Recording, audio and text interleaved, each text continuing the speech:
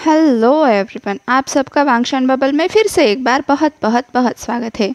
चलिए the half moon thief के part 48 को शुरू करते हैं। अब तक हमने देखा था officer song Jiang half moon thief की पहली चोरी की तहकीकात करने के लिए मिनिस्टर शाओ के घर पर जाते हैं। जियांग के रिक्वेस्ट पर मिस्टर शाओ फिर से एक बार वो सारा वाकया सुनाने लगते हैं।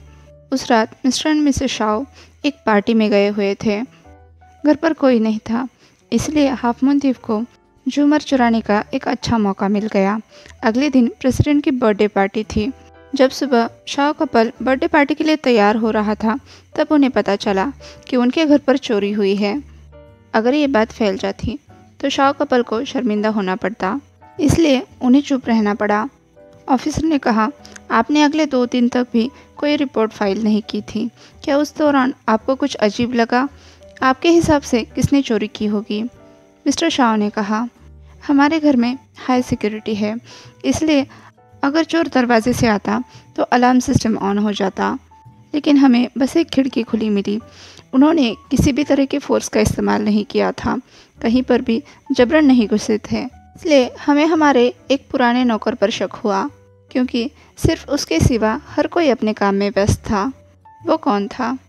सोंग जियांग ने पूछा। तो मिस्टर शाओ ने कहा, वो हमारा पुराना बटलर था। जब वो 14 साल का था, तभी वो मेरे दादाजी के यहाँ पर काम करने लग गया था। पूरी ज़िंदगी उसने हमारे घर के लिए सर्विस की। उसकी वफादारी की वजह से ही हम उसे काफ़ी अच्छा वेतन देते थे। साथ ही उसकी पोती की पढ़ाई का जिम्मा भी हमने अपने सर पर लिया था।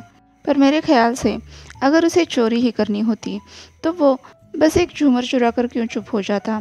घर में काफ़ी सारी एक्सपेंसिव चीज़ें हैं, हमारी नज़र में आए बिना वो कितनी सारी चोरियां कर सकता था। वैसे भी सीसीटीवी में साफ दिख रहा था, पूरे वक्त वो अपने कमरे में ही बैठा था। उसके साथ क्या हुआ? ऑफिसर ने पूछा। तो मिस्टर शाओ ने कहा, हमने उसे नौकरी से निकाल दिया। चाहे उसने चोरी ना भी की हो, चाहे उसने चोर का साथ भी ना दिया हो, लेकिन उस वक्त वो वहाँ पर मौजूद था और ये उसका काम था कि वो चोरी होने से रोके, हमारी गैर मौजूदगी में घर का ख्याल रखे। अब वो कहाँ पर है? ऑफिसर ने पूछा। तो मिस्टर शाओ ने कहा, हमारे फायर करने के 6 महीने बाद ही उसकी मौत हो गई। उसे कैंसर था। और उसकी पोती का क्या हुआ? हो सकता है उसने कुछ देखा हो या फिर उसने चोरों की मदद की हो। ऑफिसर सोचने लगा, लेकिन इस बात को लेकर मिस्टर शाओ की तरफ से कोई जवाब नहीं आया। उन्होंने साफ मना कर दिया। जब उस बटलर की मौत हो गई, उसके बाद उन्होंने उसकी पोती को नहीं देखा था। उन्होंने उसे भी ढूंढने की कोशिश की थी, लेकिन कोई फ़ायदा नहीं हुआ। क्या चोरी होने से पहले सभी खिड़की दरवाजे बंद थे? ऑफिसर ने पूछा। मिसेस शाओ ने कहा, हाँ, सभी खिड़की दरवाजे बंद थे, लेकिन हमारे नौकरों के पास चाबियाँ रहती है, इसलिए उनमें से कोई भी आसानी से चोर की मदद कर सकता है। इस बात पर मिस्टर शाओ की भौहें सिकुड़ गई। उन्होंने कहा, ये पूरी सच्चाई नहीं है। हमारे पास एक स्पेयर की भी है, जो बाहर बर्ड बॉक्स में रहती है। हालांकि इसके बारे में बस कुछ ही लोग जानते हैं। वो लोग कौन हैं? ऑफिसर ने पूछा। तो मिस्टर शाओ कहने लगे, मैं, मेरी पत्नी, हमारा बेटा, उसका दोस्त और हमारी सेक्रेटरी। मैंने सुना आपका बेटा किडनैप हो गया था, ऑफिसर ने कहा। मिस्टर शाओ थोड़ी देर के लिए चुप हो गए, फिर बोले, हाँ, हमारा बेटा किडनैप हो गया था, लेकिन किडनैपर के साथ कोई डील नहीं हो पाई। तो ऑफिसर ने कहा, ऐसा कैसे हो सकता है? मुझे नहीं लगता कि आपको पैसे का कोई प्रॉब्लम होगा। तो मिस्टर शाओ ने कहा, उसने पैसे नहीं मांगे थे। ऑफिसर ध्यान से उनकी बात सुनने लगा। तो मिस्टर शाओ ने कहा, उसने वही झूमर मांगा था। फिर आपने उसे वो दिया क्यों नहीं? ऑफिसर ने पूछा। तो मिस्टर शाओ ने कहा, हम नहीं दे सकते थे। हमने पहले ही अनाउंस कर दिया था कि वो झूमर प्रेसिडेंट के लिए है। जियांग शॉक होता हुआ बोला, ये मत कहिएगा कि उस झूमर के लिए आपने अपने बेटे को छोड़ दिया। अब शाओ कपल चुप हो गया। जियांग सर हिलाता हुआ बोला, खैर, मैंने सुना था आपका बेटा काफ़ी बिगड़ गया था। मिस्टर शाओ ने इस बात से हामी भरी। जियांग ने पूछा, कैसा हो सकता है कि वो चोरी आपके बेटे ने ही की हो या फिर उसके दोस्त ने? इस पर मिसेस शाओ बोली, नहीं, मैंने किडनैपर से बात की थी। वो करीब करीब 40 साल का आदमी था। अब जियांग इस बात को लेकर सोचने लगा। तभी शाओ कपल के घर पर कोई पार्सल लेकर आया, जिसे देखकर मिसेस शाओ काफ़ी ज़्यादा खुश हुई। जियांग ने देखा वो एक कैनवस है। मिस्टर शाओ ने कहा, मुझे और मेरी पत्नी को आर्ट्स कलेक्ट करने का बहुत शौक है। जियांग ने घर में नज़र फिराते हुए कहा, हाँ, यहाँ पर बहुत सारे आर्ट पीस हैं। तो मिसेस शाओ ने कहा, इतने भी नहीं है। अब शाओ कपल से इजाज़त लेकर जियांग वापस पुलिस स्टेशन के लिए निकला। कार पार्किंग में पहुंचने के बाद भी उसका नीचे उतरने का मन नहीं कर रहा था, क्योंकि हो सकता है म्यामा की मदर अभी भी अंदर मौजूद हो। वहीं पर बैठे बैठे वो हाफ मून थीफ के केस के बारे में सोचने लगा। ऐसा होने की काफ़ी संभावना थी कि मिस्टर शाओ का बेटा ही हाफ मून थीफ हो या फिर उसका दोस्त, क्योंकि हर बार हाफ मून थीफ वही चीज़ें चुराता है जो लोगों के दिल के बहुत करीब होती है। वो हर बार 2 दिन पहले ही उन लोगों को चोरी के बारे में मैसेज भेज देता है, लेकिन मिस्टर एंड मिसेस शाओ को ऐसा कोई भी मैसेज नहीं मिला था। हो सकता है कि उसने ही किडनैपर को ये बता दिया हो कि वो घर के अंदर कैसे दाखिल हो सकता है, क्योंकि उसके पेरेंट्स ने उसके बदले झूमर को चुना था। कुल मिलाकर इस कहानी में 5 सस्पेक्ट बंदे थे जिन पर जियांग को शक था। सबसे पहला वो बटलर, जिसने हाफ मून थीफ के घर में आने के बावजूद भी कुछ नहीं किया, लेकिन उसकी तो 6 महीने बाद ही मौत हो गई थी और चोरियां अभी भी चल रही थी, इसलिए वो कैंसिल होता है। दूसरा उसकी पोती, लेकिन काफ़ी सारे लोगों ने हाफ मून थीफ को देखा था। उनकी माने तो वो कोई लड़की नहीं हो सकती, इसलिए वो पोती भी कैंसिल होती है। तीसरा वो किडनैपर, उस पर शक होना लाजमी है, क्योंकि मिस्टर शाओ ने अपने बेटे के बदले उस झूमर को चुना। हो सकता है अपनी बात न मानने की वजह से किडनैपर गुस्सा हो गया हो और उसने मिस्टर एंड मिसेस शाओ के बेटे और उसके दोस्त को मार दिया हो। या फिर ऐसा हो सकता है कि हाफ मून थीफ खुद मिस्टर शाओ का बेटा ही हो, उसने खुद ही गुस्से में आकर चोरी की हो। और 5वां और आखिरी सस्पेक्ट था मिस्टर शाओ के बेटे का दोस्त। उसे घर के स्पेयर कीज के बारे में भी पता था।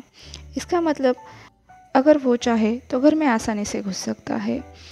अब जियांग की नज़र में बस 3 ही सस्पेक्ट बचे थे, मिस्टर शाओ का बेटा, उसका दोस्त और वो किडनैपर। एक और बात जो जियांग ने नोटिस की थी, मिसेस शाओ का बेटा गायब हो चुका था, लेकिन उनके चेहरे पर थोड़ी सी भी उदासी या नाराज़गी नहीं थी, ना ही वो उसे मरा हुआ मानने को तैयार थी। जियांग के सवाल पूछने पर उन्होंने साफ साफ कह दिया था, जब तक उसकी बॉडी नहीं मिल जाती मेरे लिए वो जिंदा है। इस केस को लेकर कहीं ना कहीं उसे धागा मिल रहा था, लेकिन ये काफ़ी नहीं था। अब जियांग पुलिस स्टेशन के अंदर चला आया। कुछ देर काम करने के बाद उसके एक कलीग ने उसे बताया कि चीफ ने उसे बुलाया है। जियांग के चीफ के पास पहुंचने के बाद उसे पता चला कि चीफ को पहले से ही उसके और मैमा के बारे में पता है, और चीफ की वाइफ ने, मतलब मैमा की मदर ने उसे डिनर पर इनवाइट किया है।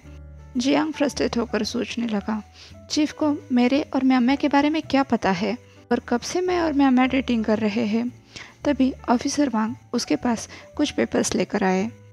जियांग पहले से ही परेशान हो चुका था। ऊपर से ऑफिसर वांग ने आग में घी डालते हुए कहा, मुझे नहीं लगता तुम्हारा बॉयफ्रेंड तुम्हारी और मैमा की नज़दीकियों को देखकर खुश होगा। ऑफिसर वांग ने जियांग के सामने कुछ पेपर साइन करने के लिए रख दिए और वो चला गया। तभी जियांग को मैमा का कॉल आया, जिस पर मैमा उसे शर्मिंदा होकर माफ़ी मांग रही थी। उसकी बातों से जियांग को समझ में आया डिनर का प्लान मैमा का नहीं उसकी मदर का है, क्योंकि मैमा ने कहा मैं ड्रंक थी, लेकिन मुझे पता है मैं तुम्हारे साथ अपना रिश्ता आगे नहीं बढ़ाना चाहती थी, लेकिन फिर भी नशे की हालत में मैंने तुम्हें किस किया और इसी वजह से मैं तुम्हारा सामना भी नहीं कर पा रही हूँ। जियांग ने कहा, ठीक है, फिर मुझे लगता है मुझे डिनर पर आने की कोई ज़रूरत नहीं है। मैमा ने भी हंसते हुए कहा, प्लीज़ जो कुछ भी हुआ भूल जाओ।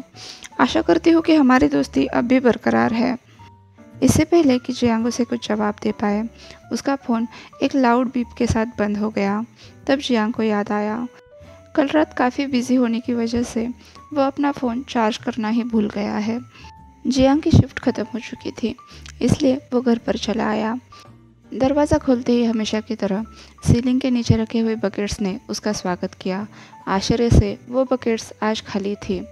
फर्श अभी भी गीला था। इसका मतलब किसी ने बकेट्स में से पानी फेंक दिया था। घर से काई की बदबू भी आ रही थी। जियांग ये बात सोच सोच कर हमेशा ही फ्रस्ट्रेट हो जाता था कि वो खुद का घर नहीं ले सकता, यहाँ तक कि एक सेकेंड हैंड कार भी अफोर्ड नहीं कर सकता। उसे हमेशा बस से ट्रैवल करना पड़ता है। कभी कभार ही टैक्सी के जितने पैसे उसके पास होते हैं। उसने अपने मकान मालिक को भी कितनी बार सीलिंग को ठीक करने के लिए कहा, लेकिन वो भी उस बात पर कोई ध्यान नहीं देता। अब वीकेंड है और उसे 2 दिन इसी तरह से गुजारने पड़ेंगे। गुस्से और फ्रस्ट्रेशन में जियांग बेडरूम तक पहुंच गया, जहां पर हाओशान पहले से ही उसका इंतज़ार कर रहा था। जियांग को देखते ही उसने उसे बाहों में ले लिया और जियांग ने भी तुरंत उसके कमर पर अपने पैर कस दिए। अगले ही पल दोनों एक दूसरे को वाइल्डली किस करने लगे थे।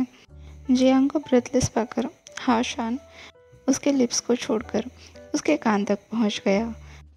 उसने कहा, माय लव, कितना बुरा लगता है जब आप सुबह उठते हो और आपका बॉयफ्रेंड आपको छोड़कर जा चुका होता है। बॉयफ्रेंड किसे कह रहे हो? जियांग ने कहा। हाओशान ने कहा, कल रात हमारे बीच जो कुछ भी हुआ उसके बाद भी तुम ये कह रहे हो। तुम बहुत जिद्दी हो। इस बार मैं ये श्योर करूँगा कि तुम मुझसे भागकर कहीं भी न जा पाओ। अब हाओशान ने जियांग की आंखें कवर कर दी। अगले ही पल उसकी यूनिफॉर्म उतर चुकी थी।